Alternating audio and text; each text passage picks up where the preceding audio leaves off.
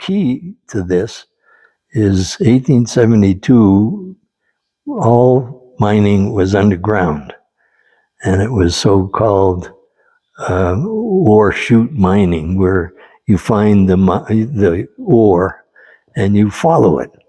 So you don't mine a huge amount of waste because you're following the actual copper. You can either backfill with the waste as you mine, or you can just put it on top. Just pile it in the ground. It's not a big deal. And the mining law, 1872 mining law, says if you've proven that there's economic ore to be had under federal lands, you can claim that federal land and mine it. And it was written to encourage mining. And of course, it's fabulous. You mean I can get free land just by showing you that there's copper to be had? You could open pit mine something cheaper and easier. So the first open pit mine in the world was 1905, Bingham Canyon in Utah. The ore was scattered and not high grade, so they couldn't mine it the way they did underground. Bingham Canyon is still running. It's 120 years old. They're still mining open pit. Well, now all of a sudden you have a problem because now with the open pit, you have so much waste rock. They started to put the waste rock on federal land, but it all made sense. It was like, we've got to do this waste rock someplace. So the mine is right next to this land, and that's all one mine. So this lawyer, Roger Flynn in Colorado, for his law thesis, saying, this is wrong. You can't use Forest Service land. Well, the Forest Service has been saying for 100 years that it's okay to do that. And he took it to court, challenging the use of the 1872 mining law, saying the use of this land for waste was actually illegal. And I was not hopeful. I applauded him when he won the case. And he said, it's not new. He said, this was my thesis. I said, oh, please send me the thesis. And it was just beautiful. It was so simple. Anybody should just read this thing. And they would know the 1872 mining law for us is the single strongest case we have, bar none. And we should not screw around with it. So Judge Soto, it was brought to him, federal judge, and I went through all of the machinations, and the final oral arguments were open to the public. So, of course, all the SSSR people go, and Judge Soto's sitting there, and Roger Flynn and his helper, and Earth Justice sent a lawyer, was part of the same case, for the tribes. So the tribes were involved as well as SSSR. The judge asked a whole bunch of penetrating questions, which didn't make sense to me. And they were all sporadic and idiosyncratic. I thought, wow, anyway, that was the final thing. And he was then sent us away. That was the end of it. He would make the decision. Well, we were talking afterwards with Roger Flynn and the other lawyers. And they were puzzled. They didn't really know what to think. The decision by the judge came out the next day. So he'd already done it.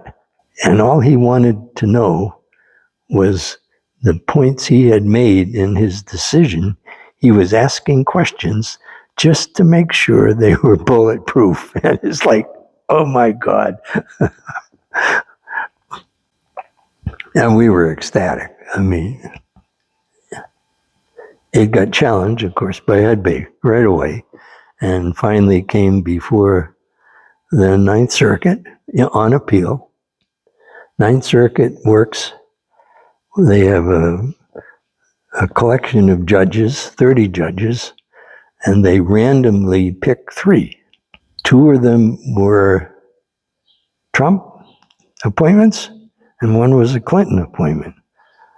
So in the face of it, we thought, this is going to be tough. Roger Flynn basically just gave his same case. He said, this is not complicated. This is what the law says. You can't pile your shit there. You can't pile your stuff there. But in the end, when the judgment came down a year ago, it was clear. And one of the Trump judges had picked on our side. So we won. And then we were really ecstatic because to even get a Trump judge to side with us was fabulous. And immediately, Hud Bay then asked the court, and this is a standard thing, you can ask for an en banc appeal where 12 judges are required. Well, they did that, and the judges, the 12 that were picked, refused to hear the appeal, which meant they were dead in the water. And everybody was just, done. I said, I don't think so. I said, this will destroy the mining industry in this country. It will destroy it. And the mining companies aren't going to do that. I said, they will all get in bed with Hud Bay, and they will bring this to the Supreme Court. And we know the Supreme Court has ruled in different parts of this problem, and we know what they'll do.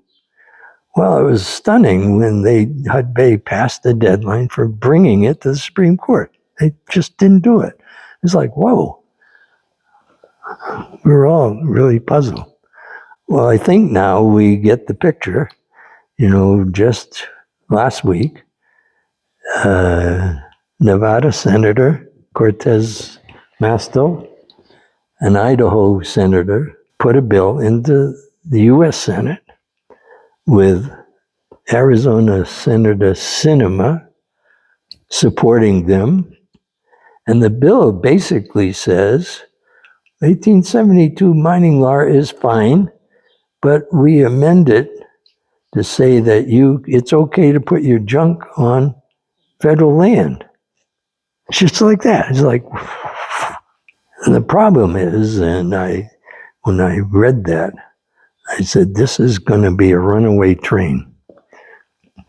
This is going to go bipartisan because there's a basic inconsistency between fighting climate change and being an environmentalist. And we haven't figured that out yet. We know, at least the Democratic government knows that climate change is just going to kill us. Everything the scientists tell you is true, and this is going to be a barn burner.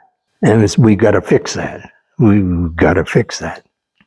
But at the same time, to fix it requires things like lithium. Lithium for batteries. So solar panels make the electricity, you put them in battery, the whole green climate agenda requires us to screw up a whole bunch of land. And we don't know how to do that yet. And I think with this bill that Cortez Masto has put in, the hope would be that if it were to pass both houses, that Biden would veto it. But I'm not sure he would, because he's stuck. He is stuck. And I'm calling this the Sophie's Choice. You've read the book. And it's like, there is no choice. Somebody's going to die. We're either going to screw up the environment, or we're going to have climate change do it for us. And I don't know where that's going, but it's scary. I've been naive. I have a lot of friends that are climate change people, and I've known about all of this for two decades. And this is real. This is real. Absolutely real. But at the same time, to fix it, we're going to have to give up something. And I wish I knew how to do that. We probably need copper. It's not a critical mineral, so we got to get rid of that thinking. But there are other places that have lots of water and no people. If we have to screw something up, pick and choose. You can pick and choose where to mine. In Arizona, all of Arizona, you can have copper or you can have water, but you cannot have both. And there's no wiggle room there, in my opinion.